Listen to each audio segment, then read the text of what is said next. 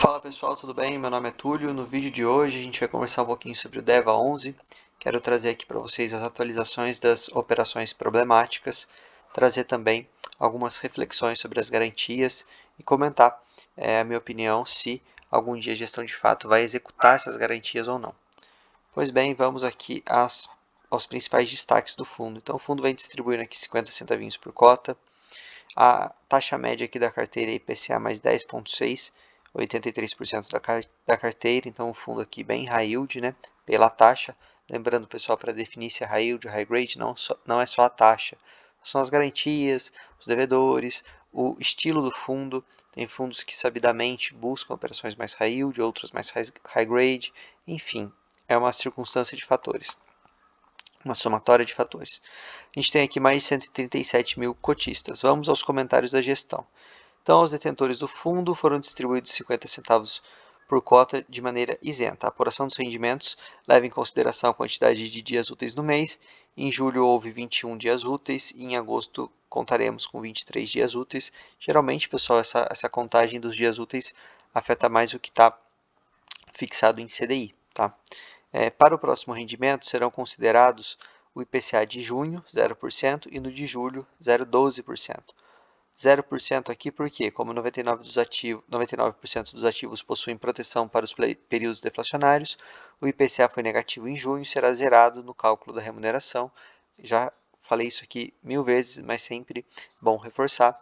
Ativos, high yield, o devedor tem menos poder de barganha ali no momento da negociação, então ele é obrigado a aceitar essa proteção contra a deflação.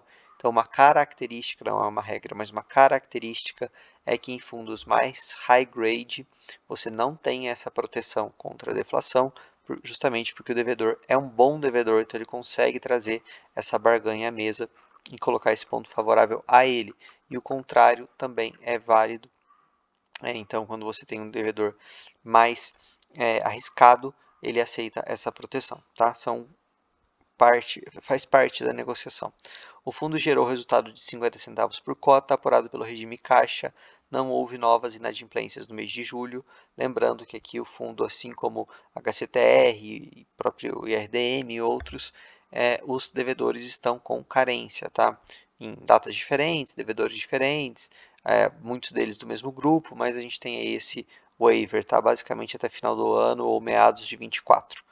Destaquei aqui também a projeção do governo por 2 pontos. A queda na Selic ela vai favorecer muito esse devedor que tem essa taxa muito alta, porque está muito cara a dívida dele.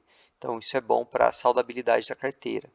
E aqui, com uma economia mais pujante, obviamente que esse setor de multipropriedade ele vai ser beneficiado porque, enfim, ele precisa ali do seu giro para conseguir fazer frente aqui à dívida que ele tem com o fundo, principalmente em 2024, que ele vai ter a dívida corrente de 2024 mais esse período que ficou com carência, muitas vezes até com uma taxa adicional.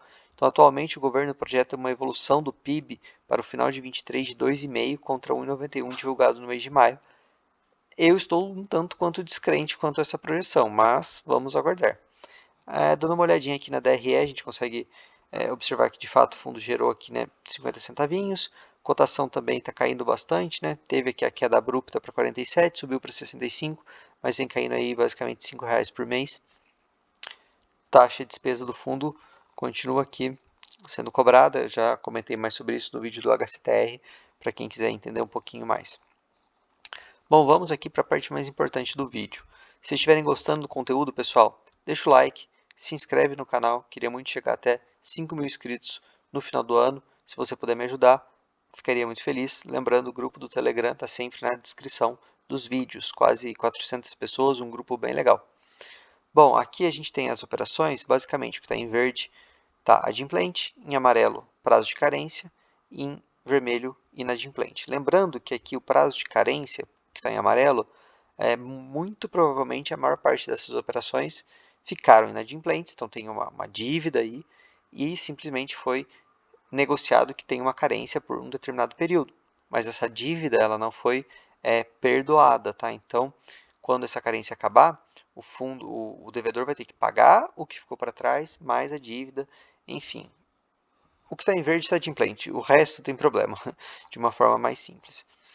Alguns pontos. Chemin é a maior posição aqui da carteira em um devedor só. A gente tem outras operações que elas estão divididas, GPKB, GPKA, mas a gente sabe que no fundo é o mesmo devedor. Mas enfim, vocês entenderam o que eu estou falando. Uma única operação, essa é a maior. E eu já vinha comentando isso com vocês há alguns meses, que é uma operação que tem que ficar bem de olho, porque era uma operação que ainda estava em obra, não estava tão adiantada assim, e é uma operação que, se desse problema, representaria que mais 7,9% do PL do fundo com algum problema. Então, a gestão, o que ela fez aqui? Ela adiantou um pouquinho as obras. Então, conforme o cronograma, as obras estão em finalização, faltando apenas as instalações. Tanto o percentual das medições quanto das antecipações das obras está avançado. Importante comentar que as antecipações de recursos e, consequentemente, a aceleração das obras foram realizadas pela gestora como medida preventiva para não onerar a obra com o aumento de preço dos insumos.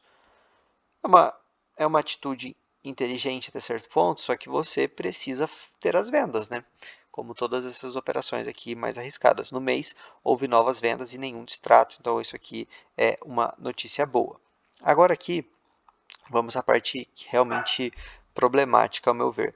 Búzios, Gran Viver 2, Resort do Lago representam aqui 6% da carteira e a gestão informa o seguinte: no mês de julho, os ativos Búzios, Gran Viver 2 e Resort do Lago permaneceram inadimplentes. Solicitamos mais informações para embasar possíveis decisões e não as recebemos até o encerramento do mês.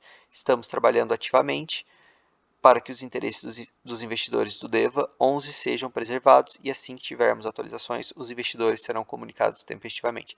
Pessoal, eu não sei vocês, mas assim, vocês me conhecem, eu tento ser um pouco mais cauteloso, mas aqui eu acho um absurdo. Você é o credor, você tem a garantia, você pode executar, você solicita mais informação em uma situação que já está se prolongando para embasar aqui uma possível decisão, né, de ter uma negociação, de ter uma renegociação, de executar as garantias, e simplesmente você não recebe a resposta, sabe? O grupo jurídico aqui do fundo, ao meu ver, comentando de fora, com as informações que a gente tem que são públicas, sem as informações lá de dentro. Notificação extrajudicial, prazo de 48 horas para a resposta, senão executa a garantia, sabe? Tem que defender o fundo, até porque a gestão tem dever fiduciário, né, junto aos seus cotistas. Então, assim, sabe, não existe essa situação para mim de um credor solicitar uma informação ao devedor, simplesmente não ter resposta e também não executar, e, sabe? Gramado Parques aqui, situação semelhante. No início de mês de agosto, houve uma reunião com o devedor, onde nos foi apresentada a melhora nos números operacionais da empresa. Isso aqui é bom. Comentei também sobre isso no vídeo do HCTR, isso é muito importante, principalmente pensando para 2024. E a gestão continua, solicitamos mais informações para embasar possíveis decisões e não as recebemos até o encerramento do mês. Estamos trabalhando ativamente para garantir que os interesses dos investidores do DEVA 11 sejam preservados. É um pouco semelhante, né, pessoal? Aqui a gente tem várias operações com waiver, enfim, de qualquer forma, acho tão absurdo quanto. E a gestão finaliza essa parte aqui do Gramado Parques, destacando também que as garantias das operações são protegidas por lei. Para quem quiser pausar, aqui estão as principais garantias. Haver a liquidez dessas garantias, enfim, tem.